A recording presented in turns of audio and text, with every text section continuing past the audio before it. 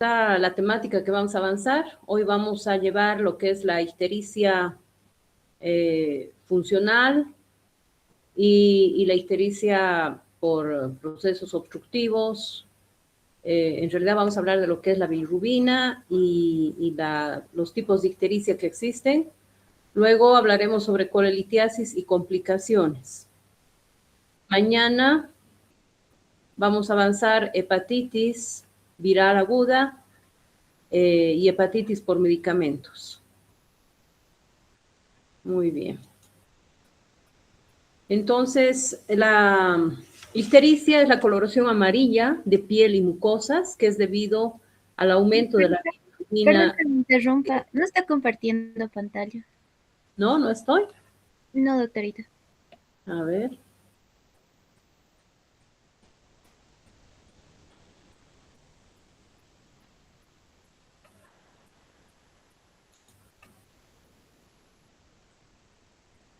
Ya está, me perdí.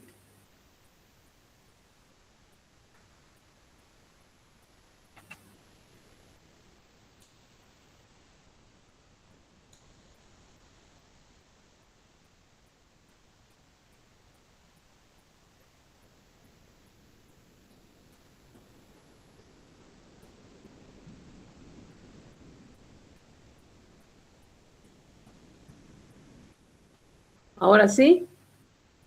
No está la presentación, ¿no? No, doctorita, todavía no.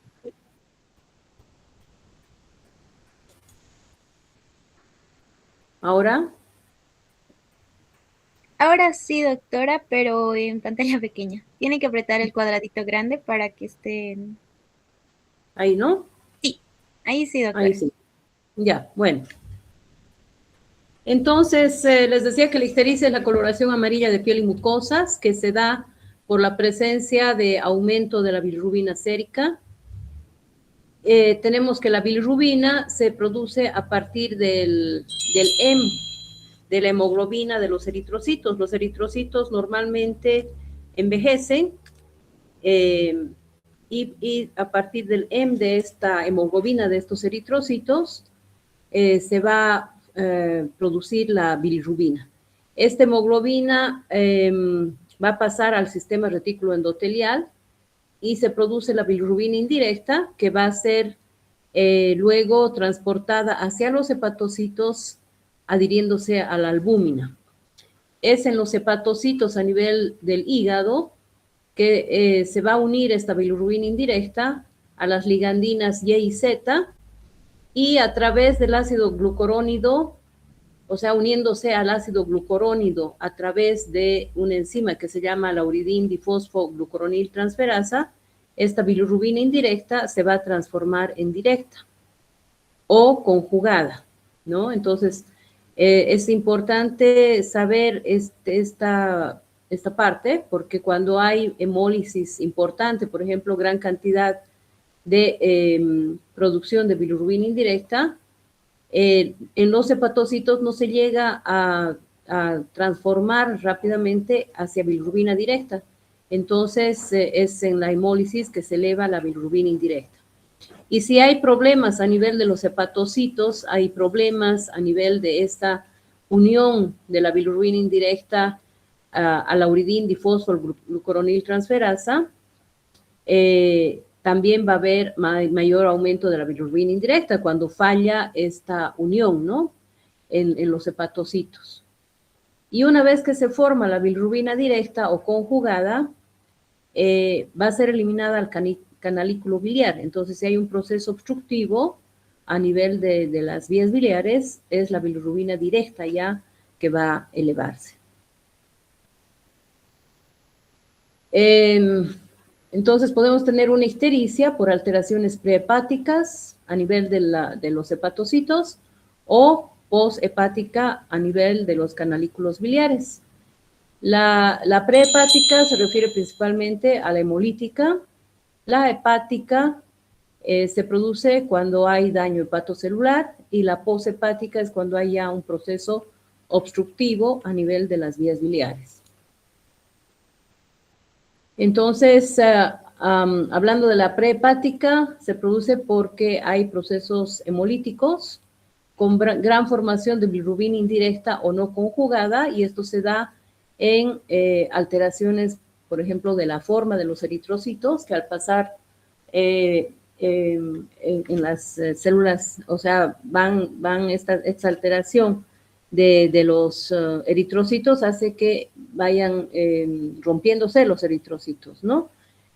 Esto se da, por ejemplo, en la microesferocitosis, en la drepanocitosis, en la intoxicación por plomo, en la anemia hemolítica, en problemas parasitarios, por ejemplo, en el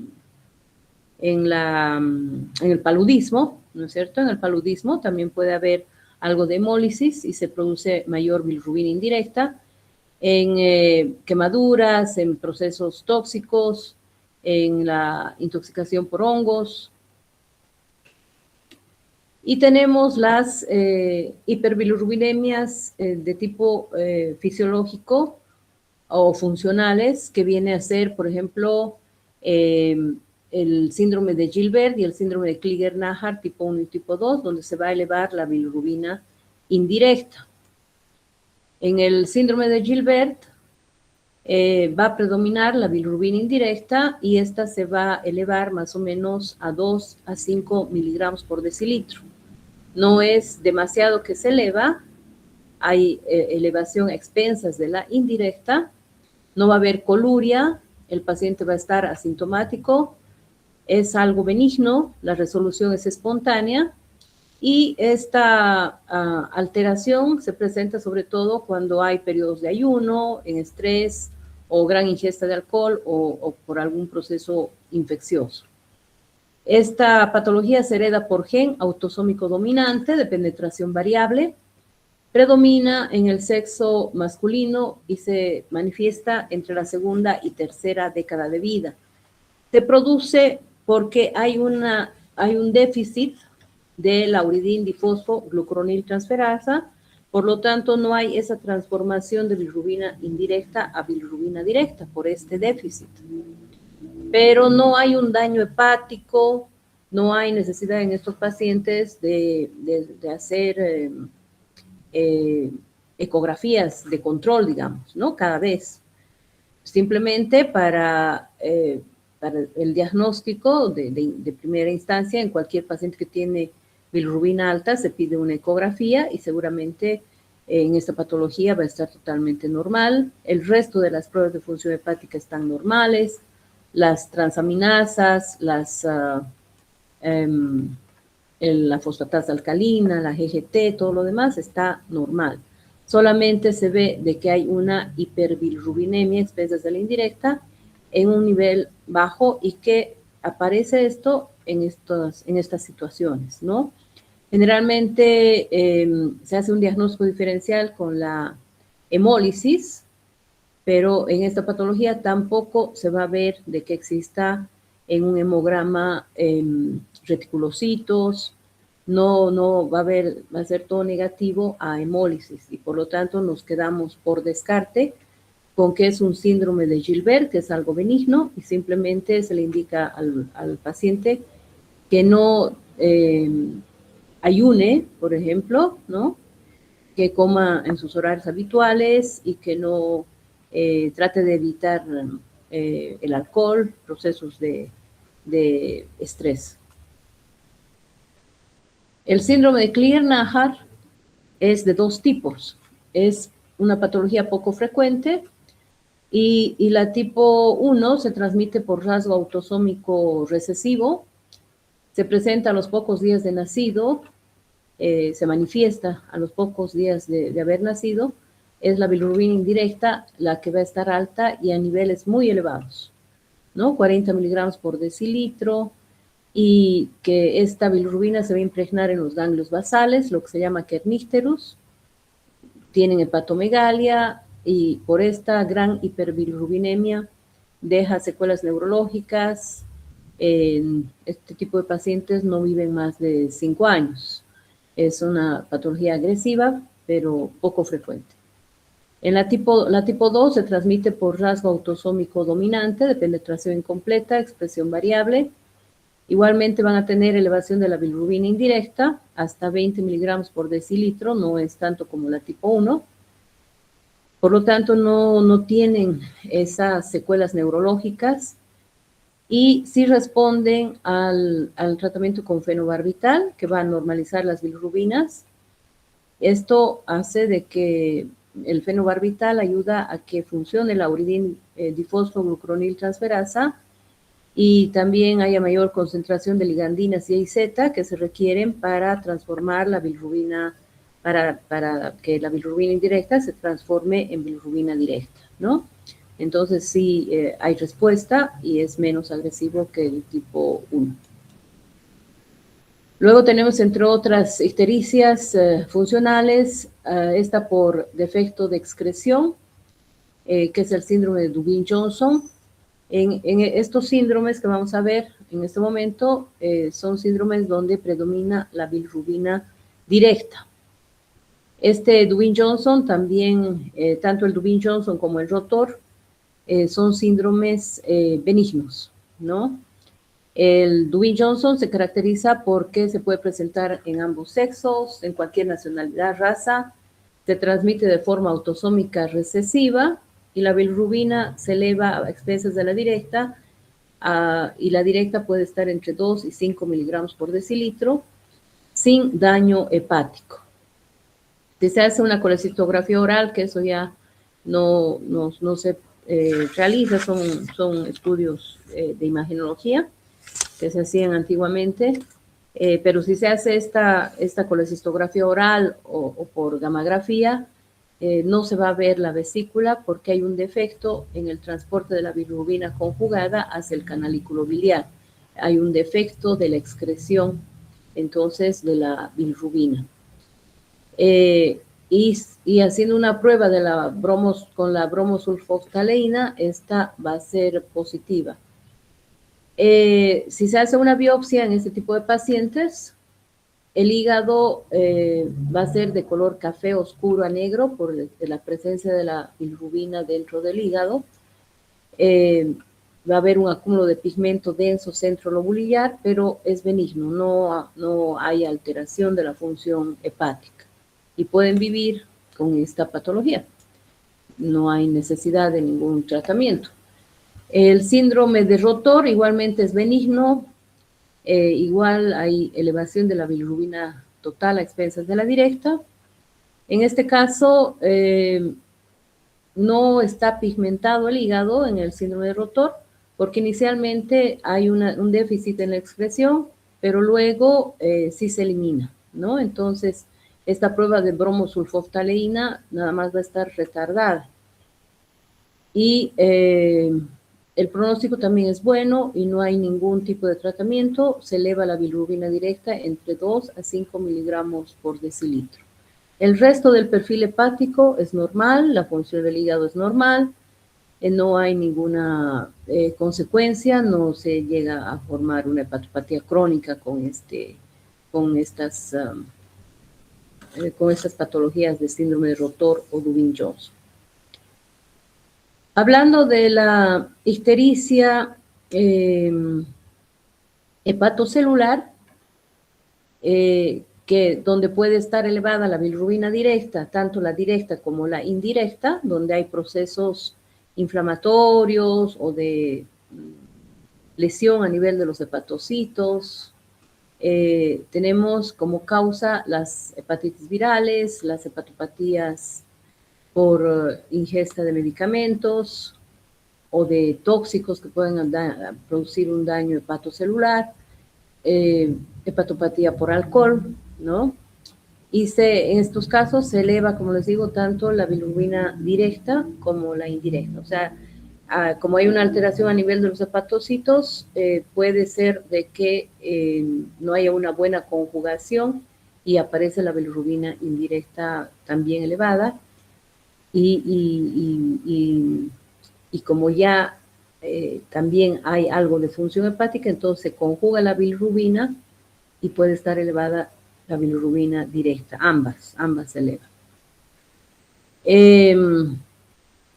En cambio, cuando hay a procesos o enfermedades o medicamentos que producen colestasis, donde no hay una buena eliminación de la bilirrubina, va a haber aumento más de la bilirrubina directa, ¿no? Algunos medicamentos pueden producir esta hepatopatía colestásica, como ser el propiltiuracilo, la metiltestosterona, la clorpromacina. También va a haber elevación de la bilirrubina directa en procesos obstructivos de la vía biliar. O sea, ya ha habido la conjugación y es en los canalículos biliares que vamos a tener alteraciones benignas o malignas que hacen que se eleve la bilirrubina total a expensas de la directa. En caso de la causa más frecuente, entre las causas más frecuentes de problemas obstructivos a nivel de la vía biliar, es la presencia de cálculos, ¿no? La coledocolitiasis, o pueden haber cálculos también a nivel de las vías biliares intrahepáticas.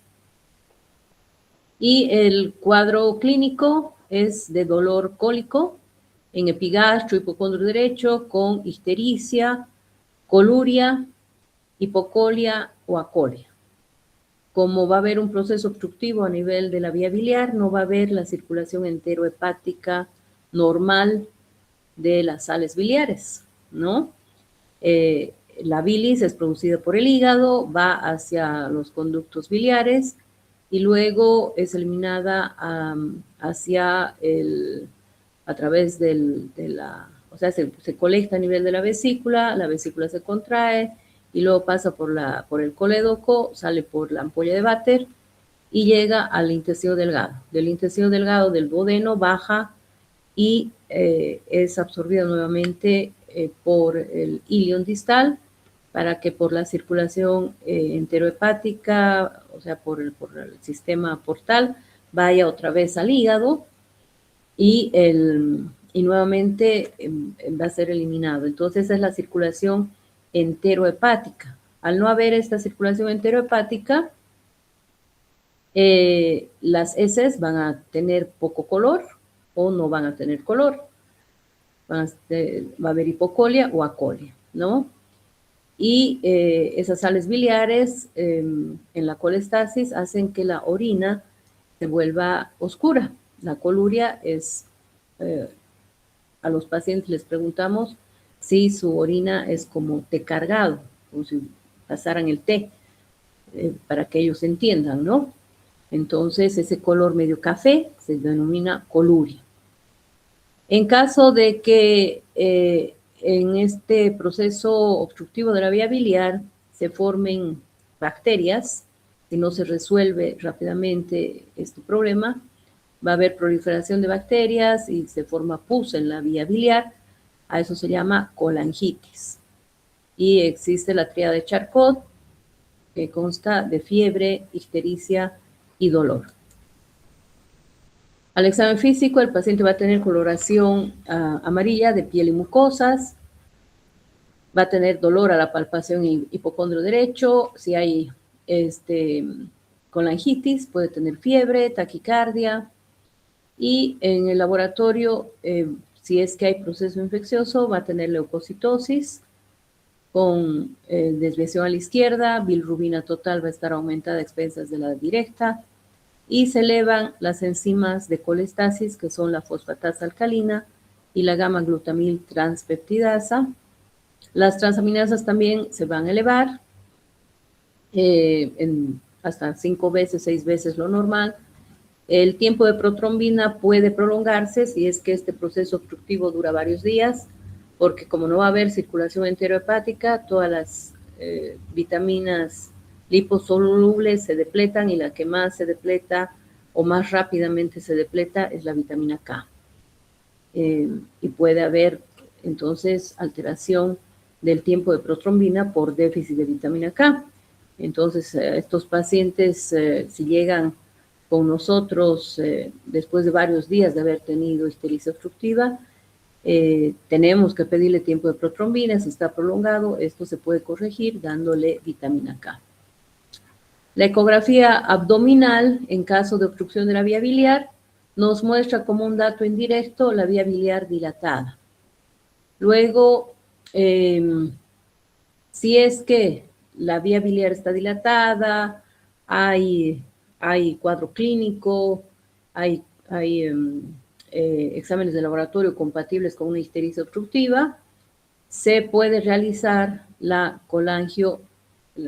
pancreatografía retrógrada endoscópica para sacar los cálculos de la vía biliar o limpiar la vía biliar si en caso que hubiera una colangitis.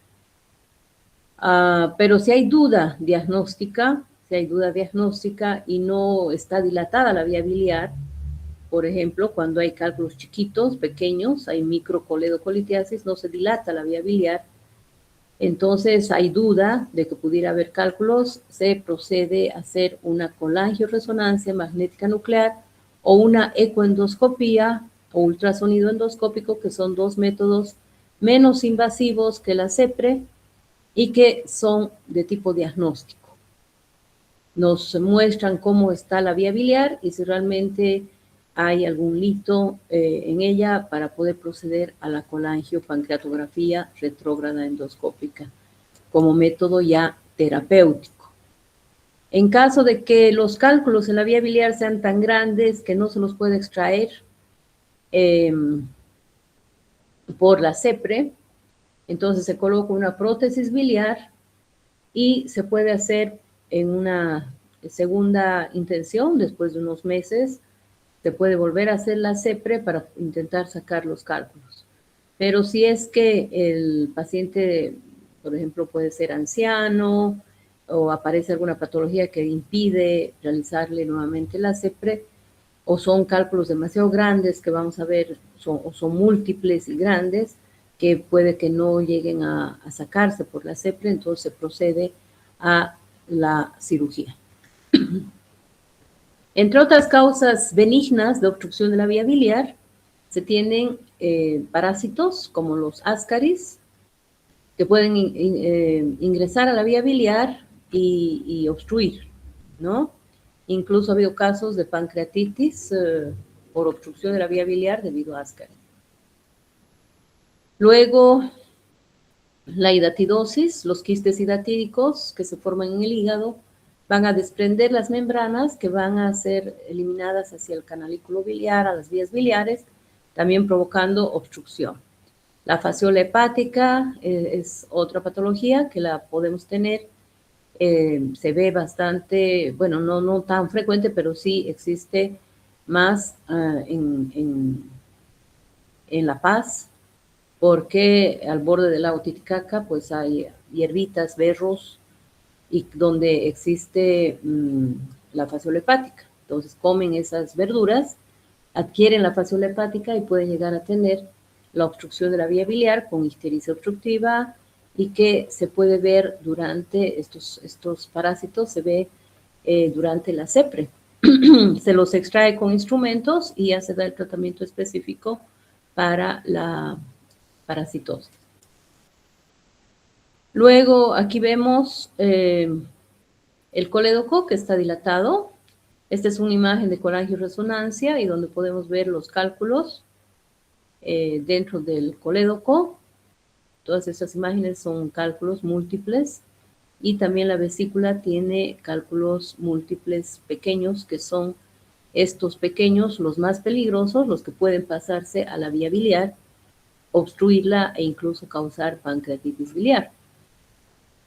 Luego, esta es una imagen de una ecoendoscopía, es un endoscopio especial que tiene un transductor que se introduce como si fuera un panendoscopio por la boca y se puede hacer ecografía a través de la pared del estómago o del duodeno y se hace una ecografía observando claramente la vía biliar que está dilatada y aquí tenemos un cálculo, ¿no?, que está dentro del colédoco. Entonces, estos dos procedimientos son de tipo diagnóstico que nos confirman la sospecha clínica y ecográfica o simplemente tienen sospecha clínica laboratorial y puede que la ecografía, como les dije, no sea compatible, entonces procedemos a hacer cualquiera de estos dos procedimientos para confirmar que tengan los cálculos en la vía biliar y proceder a la CEPRE, que es un proceso endoscópico más invasivo,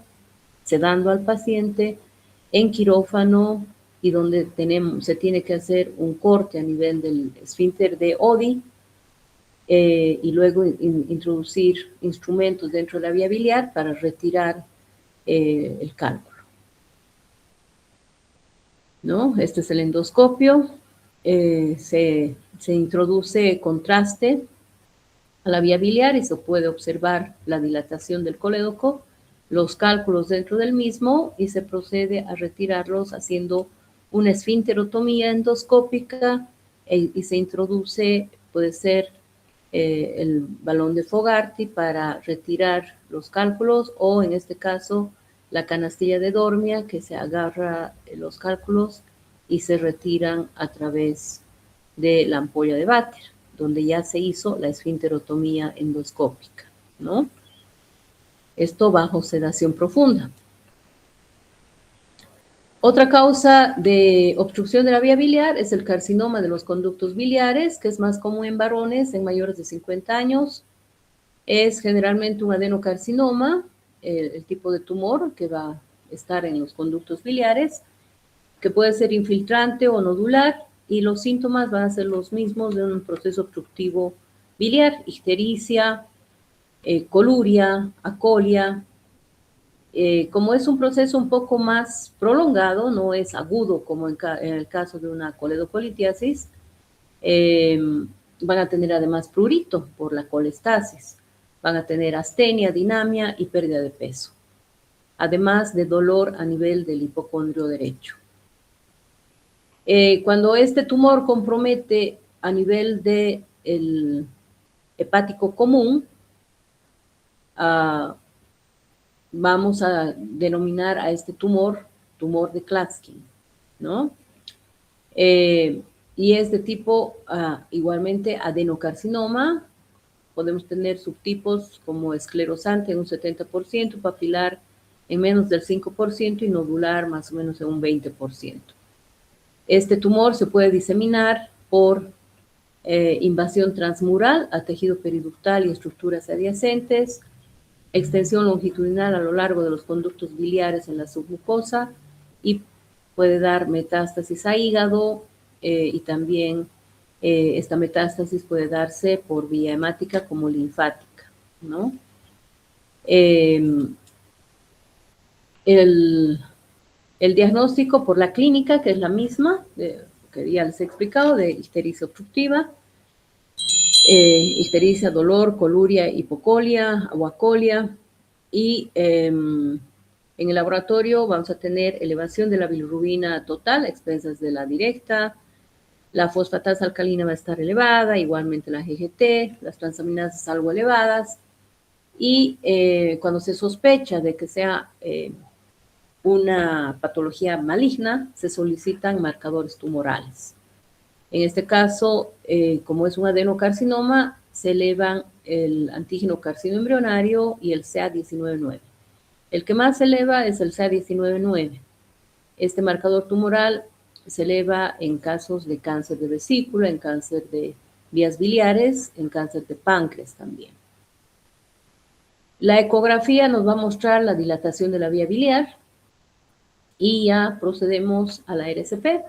Y es durante la CEPRE, durante la colangiopancreatografía retrógrada endoscópica, que vamos a observar estenosis a nivel de la vía biliar y se puede tomar muestras de citología o muestras de biopsia para confirmar el diagnóstico, ¿no? Y también se puede hacer una coledocoscopía.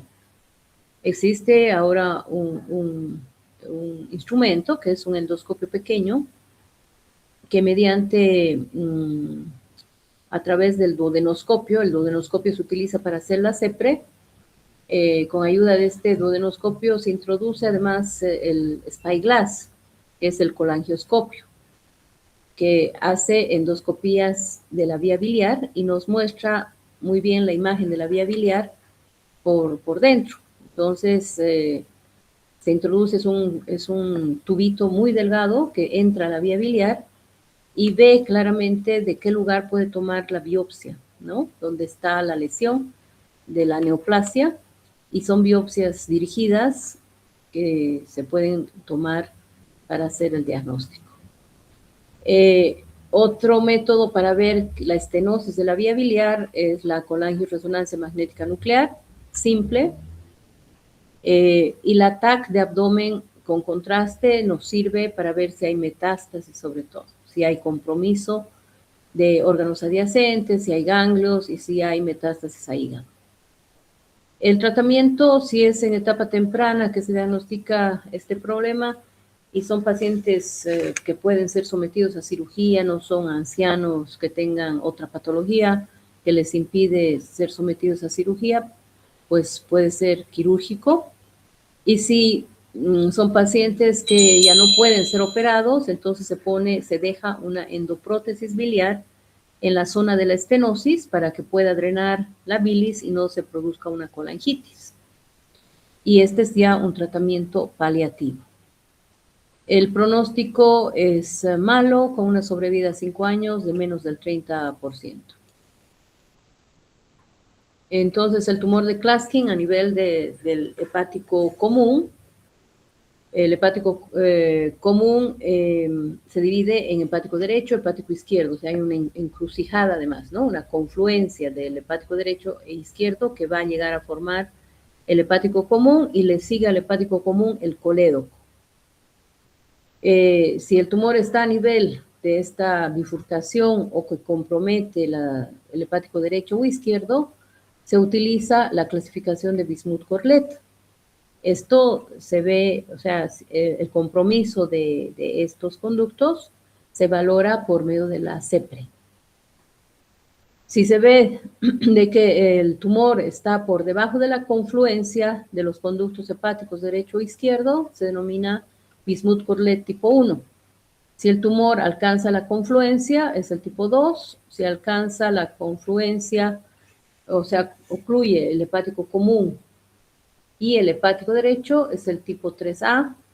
Si compromete el hepático común y el hepático izquierdo, se lo denomina Bismuth-Corlett tipo 3B.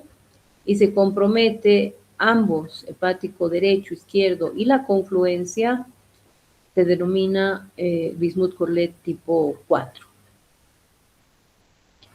Aquí ven que tenemos las vías biliares, estas son las vías biliares intrahepáticas, entonces que luego se juntan y forman el hepático derecho, el hepático izquierdo, el hepático común, y se continúa con el colédoco. Esta es la vesícula, el cístico, y desemboca a nivel de la segunda porción del duodeno. En este caso, aquí ven una estenosis por debajo de la confluencia, ¿no?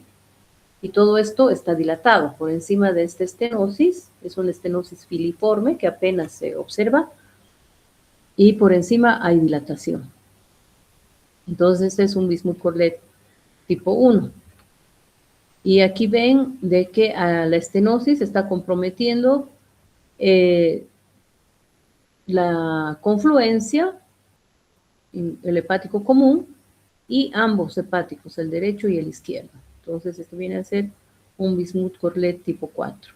Y es un paciente que además tiene cálculos en el colédoco, que aquí se ven, que se los han extraído, y han colocado estas prótesis biliares plásticas, estas prótesis que están llegando hasta, o sea, son largas, que llegan y pasan esta estenosis, y se deja una hacia el hepático izquierdo y la otra hacia el hepático derecho. Por eso son dos que salen por la ampolla de Vater y sirven para drenar esta zona, ¿no? Para evitar colangitis. Y alguna vez, pues, o sea, estas prótesis plásticas tienen, como son su superficie lisa, se puede, la bilis y los detritus se pueden quedar en la prótesis y taparse. Entonces, cada vez si se pone estas prótesis de forma paliativa, se controla al paciente periódicamente y si en algún momento presenta otra vez datos de ictericia obstructiva, se cambia las prótesis. Las veces que se tape, se cambia. También existen prótesis autoexpandibles, pero que son caras, que estas prótesis son metálicas autoexpandibles que pueden permanecer más tiempo sin taparse, ¿no? Otra patología que produce una ictericia obstructiva es el ampuloma, que es un tumor a nivel de la ampolla de Vater, que es más común en varones, en mayores de 50 años. Puede ser un tumor ulcerado, infiltrante o polipoide. Cuando es ulcerado, produce una ictericia fluctuante.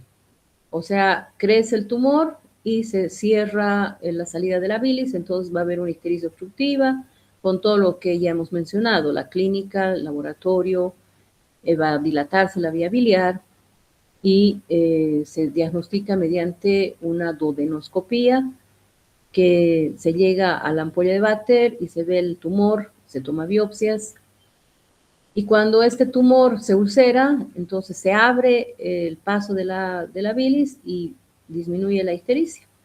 Otra vez crece el tumor, puede ser una ictericia fluctuante y es de tipo adenocarcinoma.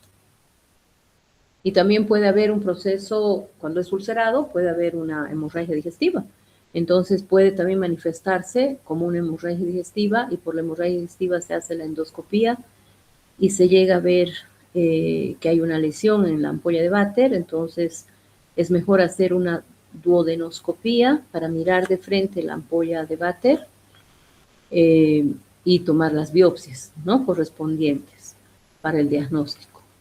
Entonces, la clínica da una ictericia obstructiva, fluctuante, si es que es de tipo ulcerado, y cuando se tapa, cuando está con el tumor grande y que está ocluyendo la vía biliar, también puede haber datos de colangitis. Se hace duodenoscopía con toma de biopsias, también se puede hacer una ecoendoscopía para ver si ese tumor está comprometiendo solo la mucosa o está comprometiendo toda la pared del intestino. Y si está comprometiendo la mucosa, se puede hacer una resección. Entonces se puede hacer una ampulectomía endoscópica haciendo una previa ecoendoscopía. Si es algo más avanzado, entonces se tiene que hacer un ataque de abdomen con contraste para determinar si es resecable, si no hay metástasis a hígado. Y el tratamiento en esos casos en los que no se puede hacer una ampulectomía endoscópica es hacer una duodenopancreatectomía, una cirugía de Whipple, cuando todavía es resecable. Si no es resecable el tumor, entonces se pone una prótesis biliar como un tratamiento, ¿no?, en aquellos pacientes que ya tienen metástasis a hígado, que pueden llegar a tener incluso una carcinomatosis peritoneal, ¿no?, metástasis al peritoneo. En esos casos no se reseca y se deja una prótesis biliar para que no haya colangitis y sepsis y fallezca por esto y no por el mismo tumor.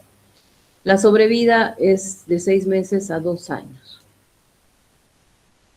Pero si se reseca a tiempo, esta es una ampolla de Vater normal que se encuentra en la segunda porción del duodeno, debajo de un pliegue. El endoscopista busca el pliegue en la segunda porción del duodeno, en la cara lateral, y ahí busca la ampolla de Vater que tiene esta imagen. Si hay un ampuloma, se ve así, irregular, con una superficie irregular, friable, y se toman las biopsias correspondientes, se puede hacer una ecoendoscopía, como les digo, para ver cuánto está comprometiendo en profundidad, y si se ve de que no es profunda la lesión, se puede hacer una resección endoscópica que puede ser curar al paciente, ¿no? Se puede resecar todo el tumor y se sana el paciente. Pero si está con compromisos más profundos y todavía no tiene metástasis, está localizado, pero de forma más profunda, entonces se hace una ampulectomía quirúrgica o se hace una cirugía de Whipple, dependiendo del estado, ¿no? Del compromiso. Y si es que ya está con metástasis, entonces se pone nada más una endoprótesis biliar acá. Esta es la bibliografía para toda la patología que vamos a hablar. El libro de gastroenterología y patología de la Sociedad Española, puede ser. Luego, cualquier libro de medicina interna, el libro de Schlesinger Portram, ahí también, este otro que es de Chile, de la Sociedad Chilena, Diagnóstico y Tratamiento de Enfermedades Digestivas. Hay guías de patología de hígado de la Asociación Europea del Estudio del Hígado en Internet, ¿no es cierto? Hay guías también de la Asociación Americana para el Estudio del Hígado que nos muestran todo lo último que se sabe sobre patología hepática, sobre patología de hígado graso, de cirrosis hepática, de hipertensión portal, y todo lo que de hepatocarcinoma, todo lo que si les interesa hígado, pues este sitio en internet es muy bueno. Y para que puedan ver colangiopancreatografías retrógradas endoscópicas o la colangioscopía, las ecoendoscopías, todo lo que les hablé, también pueden encontrar videos muy interesantes en este sitio de la LAGTC, que son médicos endoscopistas latinoamericanos que ponen unos videos muy bonitos. Bueno, ahora vamos a hablar sobre colelitiasis y complicaciones, que yo creo que sí podemos alcanzar. Si es que no me tardo en hacer la presentación.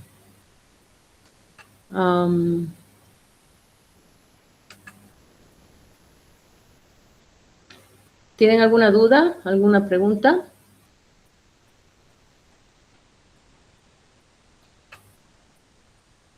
¿No? Doctora, yo tenía una pregunta con respecto a la colangiopancreatografía por resonancia magnética, si es que se realiza en nuestro medio, ¿y cuál sería el costo? Si es que hay en nuestro medio, la colangiografía se llama colangiografía por resonancia magnética, ¿no? El costo, pues afuera es más o menos, o sea, particular, como $500. En la caja tenemos, o sea que los asegurados en la caja tienen el privilegio de poder contar con la colangioresonancia. Tenemos y hacemos sin costo para el asegurado. En Sucre también creo que hay particular. Aquí también tenemos, ¿no? El doctor resonancia magnética se tiene en Univalle y también el doctor Darás. Entonces, hay la forma de hacer, solamente que particular cuesta caro. Y en Sucre también existe la resonancia magnética, en Potosí también, en La Paz, en Santa Cruz. Sí, hay la posibilidad de hacer ese estudio. Sí, es caro. Y la ecoendoscopía es un poco más económica que la colangioresonancia magnética. Ecoendoscopía también se tiene en varios lugares. No tan en tantos lugares. Se ha arruinado, por ejemplo, el ecoendoscopio en el gastro. Hay ecoendoscopio particular en unos 2 centros. Creo que también, no me acuerdo, no sé si todavía está funcionando en Los Olivos. Hay en Los Ángeles. Y en la caja también tenemos, en el Hospital Obrero, pero también un paciente mordió, entonces como es un endoscopio, arruinó un poco la goma que cubre la parte de la goma externa y todavía no nos han devuelto, pero sí tenemos. Y eso es más económico y es más rápido de hacer y nos ayuda mucho para ver si hay coledocolitiasis. Bueno, entonces vamos a hablar sobre colelitiasis y complicaciones. Vamos a ir rápido porque todos saben lo que es la colelitiasis. Sabemos que la vesícula concentra y almacena bilis secretada por el hígado y la longitud de la vesícula es de 7 a 10 centímetros y tiene un volumen de 30 a 50 mililitros. Entonces, como ven aquí está la vesícula, lo que ya les expliqué, que hay vías biliares intrahepáticas que van juntándose y forman el hepático derecho, hepático izquierdo, el hepático común, el colédoco, y la vesícula está a un costado con el cístico, ¿no es cierto?, que desemboca en la segunda porción del duodeno a nivel de la ampolla de Vater, y la ampolla de Vater tiene un músculo liso circular que se llama esfínter de Oddi, que para hacer procedimientos a nivel del colédoco se tiene que hacer una esfínterotomía, o sea, un corte a nivel del esfínter de Oddi. Y la bilis está compuesta por sales biliares, lecitina, proteínas, colesterol, bilirrubina. Cuando hay exceso de colesterol, hay una sobresaturación de colesterol. Este colesterol va a formar cristales y estos cristales de colesterol van a unirse y van a formar los cálculos. Entonces podemos tener en la vesícula cálculos de colesterol puro en un 10 a 15%, pigmentarios de 5 a 19%, que son oscuros, ¿no? Son medio cafés. El de colesterol puro es medio blanco, amarillo claro. Los cálculos de carbonato de calcio, que son duros, que son raros y que se presentan en pacientes, por ejemplo, que tienen hiperparatiroidismo, hipercalcemia. Los cálculos mixtos son los más frecuentes, donde predomina el colesterol, ¿no? Contiene colesterol, bilirrubina, sales de calcio. Estos son los más frecuentes. En un 80% de casos la vesícula va a tener cálculos mixtos que son múltiples, son de diferente tamaño, pueden ser muy pequeños, pueden haber pequeños, un poco grandes, pero esos pequeños son los problemáticos, los que migran hacia la vía biliar y producen complicaciones. Entonces, como ven, aquí el de colesterol puro son medio amarillos claros, el otro es más oscuro, los pigmentarios, que estos se presentan en pacientes que tienen, por ejemplo, hemólisis y que son cálculos de bilirrubinato de calcio. Y los pequeños múltiples, que son los más comunes en más del 80% de casos. Entre los factores predisponentes para colelitiasis, la tendencia genética, hereditaria, es más frecuente en mujer de 3 a 1, porque hay formación de estrógenos. Parece que los estrógenos son los que van a ocasionar también estas alteraciones de producción de cálculos. En mayores de 50 años es más frecuente, las multíparas, en el embarazo también se manifiesta. Los obesos o con pérdida rápida de peso llegan a formar varios cálculos. En la hipertrigliceridemia, diabetes, en la hemólisis se forman esos cálculos pigmentarios, por ejemplo, los pacientes que tienen talasemia. Hemos visto niños que tienen este problema de talasemia y a los 10, 12 años están con cálculos pigmentarios múltiples. El hiperparatiroidismo, cálculos de carbonato de calcio. Y los factores protectores, el ácido ascórbico, el consumo moderado de café y proteínas vegetales. La prevalencia en países occidentales oscila entre el 10 y 20%. En mujeres, durante el periodo fértil, es 3 veces mayor que en hombres y se eleva con la edad. A los 65 años, alrededor del 30% de mujeres tiene litiasis y a los 80 años el 60%. Y es más frecuente, se ha visto en Chile, en Bolivia, ustedes saben que es lo que más operan los cirujanos, y en poblaciones escandinavas también hay bastante en India. El cuadro puede ser asintomático en 60-80% de casos. El diagnóstico en este tipo de pacientes donde no hay síntomas puede ser incidental, se hace ecografía por cualquier molestia abdominal y se encuentran con que el paciente tiene cálculos, ¿no? O puede ser durante procedimientos quirúrgicos por cualquier otra patología y observan de que la vesícula tiene piedras, ¿no? Tiene cálculos. Entonces, ese es el diagnóstico incidental. Ahora, cuando tienen síntomas, estos pacientes tienen dolor en hipocondrio derecho de tipo cólico, que se puede irradiar hacia la región subescapular, hacia atrás, hacia la espalda, acompañado de náuseas, de vómitos, y al examen físico vamos a tener dolor en hipocondrio derecho con este punto de Murphy, que se encuentra el punto de Murphy entre la axila y el ombligo, donde cruza el reborde costal. Va a ser este punto doloroso cuando el médico ponga los pulpejos de los dedos en ese punto y le diga al paciente que inspire profundo, la vesícula baja y si está inflamada toca a los pulpejos de los dedos y le duele. El paciente va a decir que le duele, entonces ese es el signo de Murphy positivo, que es compatible con colecistitis aguda, proceso inflamatorio de la vesícula.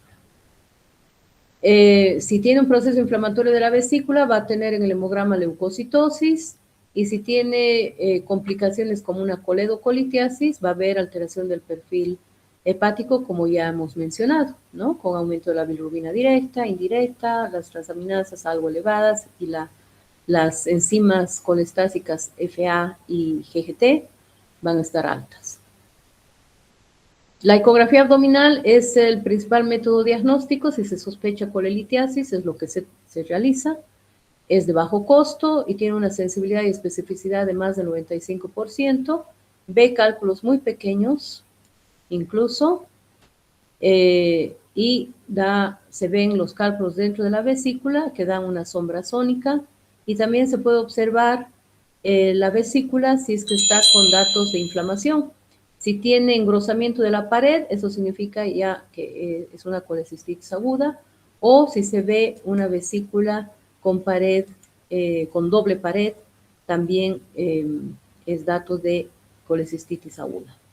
Y si tenemos una vesícula más grande de lo normal, esto se llama hidrops vesicular. Aquí tenemos una vesícula grande y con cálculos que dan sombra sónica, ¿no? Y aquí tenemos un cálculo único grande que da la sombra sónica con la pared un poco engrosada. En esos casos, si tiene una colecistitis aguda, el tratamiento es quirúrgico.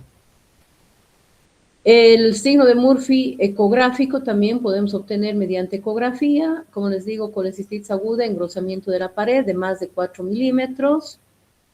Va a haber aumento del diámetro vesicular de más de 8 centímetros. Se ven los cálculos, se puede ver por ecografía colecciones alrededor de la vesícula. Presencia de barro biliar también se determina muy bien por colelitiasis, o mejor dicho, por ecografía. Ya eso se denomina microcolelitiasis. El barro biliar es que tiene piedritas menudas, es como arenilla. No es una vesícula alitiásica, si es que tiene barro biliar. Es una arenilla que está dentro de la vesícula y eso también es patológico. Luego, si hay trilaminación de la pared vesicular o hay doble pared, eso es dato de colecistitis aguda. En una radiografía simple de abdomen, si vemos una imagen como esta, de una vesícula, o sea, una imagen de una calcificación, una imagen que tiene la forma de la vesícula calcificada, se puede ver por una radiografía simple de abdomen. Esta es una vesícula escleroatrófica, una vesícula calcificada y que tiene que ser extirpada, ¿no? Porque esta es una lesión preneoplásica para cáncer de vesícula. La gammagrafía cintilografía también puede ayudarnos a ver si hay cálculos en la vesícula, pero ya no se usa. Actualmente los ecógrafos son muy sensibles y es lo que hacemos. La tomografía puede ver una vesícula con cálculos, una vesícula escleroatrófica también, o puede mostrarnos datos de una colelitiasis con datos de que hay un cáncer de vesícula, ¿no? Cuando se sospecha cáncer de vesícula, pues hay que pedir un ataque de abdomen con contraste. La colangioresonancia magnética nuclear nos muestra también los cálculos, es un método. La RCP, aquí ven por RCP que se Está el endoscopio, se introduce contraste, se ve las vías biliares y también entra contraste a la vesícula y puede mostrarnos la vesícula con piedras, con cálculos. Y también nos sirve la RCP para ver complicaciones como el síndrome de Mirici, compresiones o fístulas entre la vesícula y el colédoco. El ultrasonido endoscópico, ya hablamos hace un momento, nos muestra muy bien vías biliares y también nos muestra la vesícula. En este caso tenemos un hidrops vesicular con cálculo dentro de la vesícula, pequeño, que la ecoendoscopía nos muestra más claramente porque está haciendo ecografía muy cerca, ¿no? Entonces claramente podemos ver un cálculo chiquito dentro de la vesícula con un hidrops vesicular que también es de tratamiento quirúrgico inmediato. Entre las complicaciones entonces de la colelitiasis tenemos la inflamación, que es la colecistitis aguda, la coledocolitiasis con o sin colangitis, la pancreatitis aguda biliar, fístulas biliares de la vesícula hacia el colédoco o de la vesícula hacia intestino delgado, lo más frecuente, o hacia estómago, el síndrome de Mirici, la vesícula en porcelana o escleroatrófica, que es lesión preneoplásica para cáncer, y el cáncer de vesícula. En nuestro medio, más o menos en un 5% hemos visto en la caja de que llega a presentarse neoplasia de vesícula por colelitiasis. Entonces, en Bolivia se dice de que cualquier paciente, sea asintomático o asintomático, que tenga cálculos en la vesícula tendría que ser operado para evitar cáncer. Igualmente en Chile. La colecistitis aguda, que puede producirse por la presencia de cualquiera de estos gérmenes, de estas bacterias. La colecistitis crónica, cuando existen ataques subagudos o dolores cólicos, que luego con un poco de dieta o un antiespasmódico van pasando y que cede el dolor.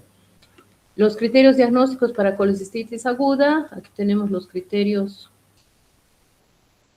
de donde los criterios donde vamos a observar si existen signos locales de inflamación, como el signo de Murphy, que es al examen físico, si va a haber dolor, masa o sensibilidad en hipocondrio derecho. Cuando hay un hidrops vesicular podemos incluso palpar una masa, ¿no? Signos sistémicos de inflamación, fiebre, elevación de la proteína C reactiva, la leucocitosis, y hallazgos en la ecografía de colecistitis aguda. El PCR alto más imágenes ecográficas de colecistitis tiene una sensibilidad del 97%, especificidad del 76% y un valor predictivo positivo de 95%. Entonces, si hay un ítem A y un ítem B, este paciente tiene colecistitis aguda y tiene que ser operado.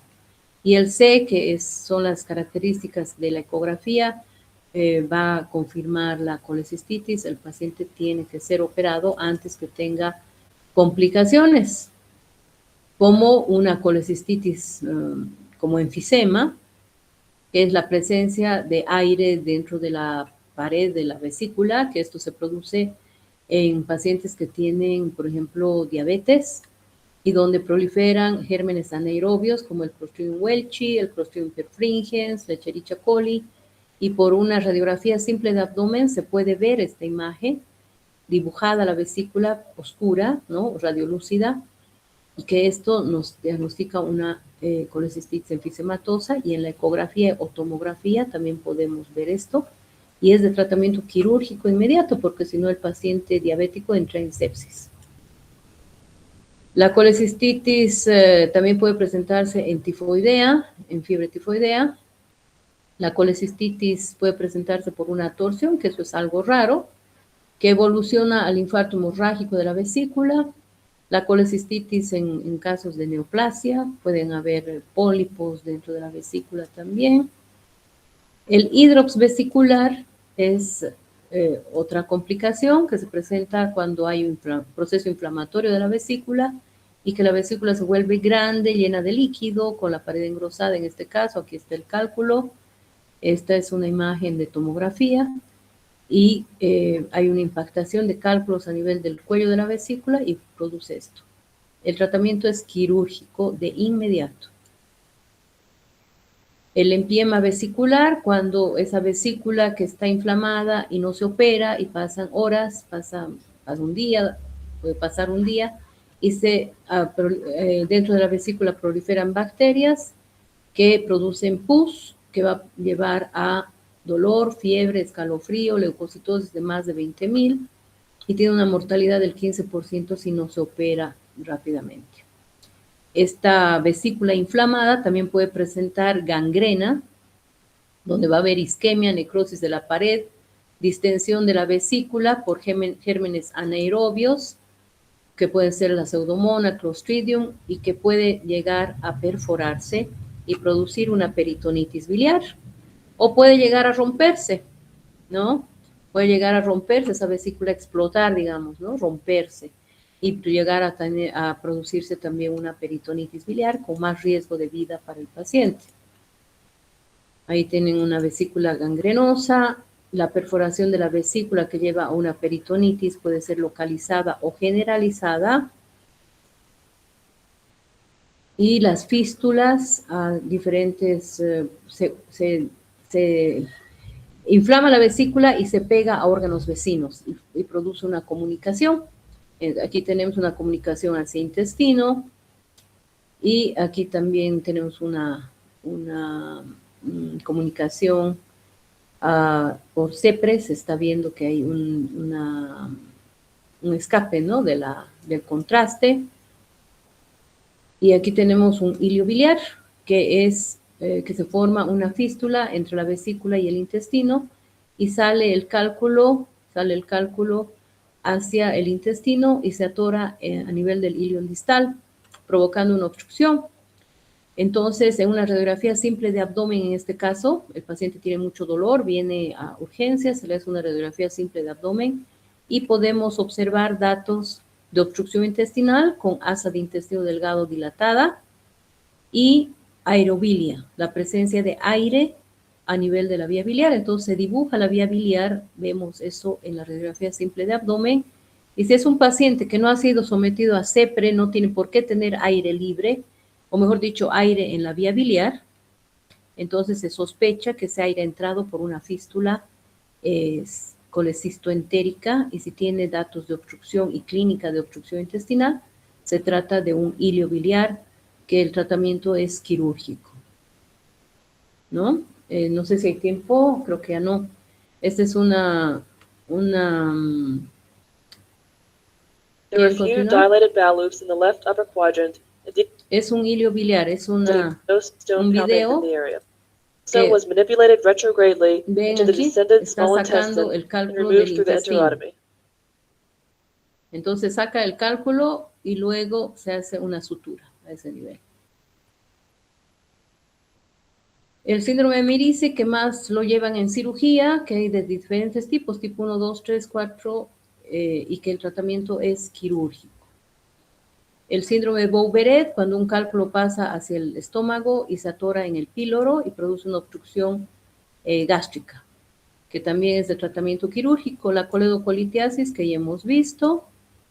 Otra complicación, que ya hemos visto estas imágenes de la coledocolitiasis. Y por último, la pancreatitis aguda biliar y el cáncer de vesícula biliar. Entonces, para evitar todas esas complicaciones, la colecistectomía actualmente, la laparoscópica, o se puede hacer una colecistectomía quirúrgica. Y estas son las guías de la Organización Mundial de Gastroenterología, donde dice que en Bolivia y en Chile, aún sin síntomas, se tiene que operar por el gran riesgo de cáncer, ¿no?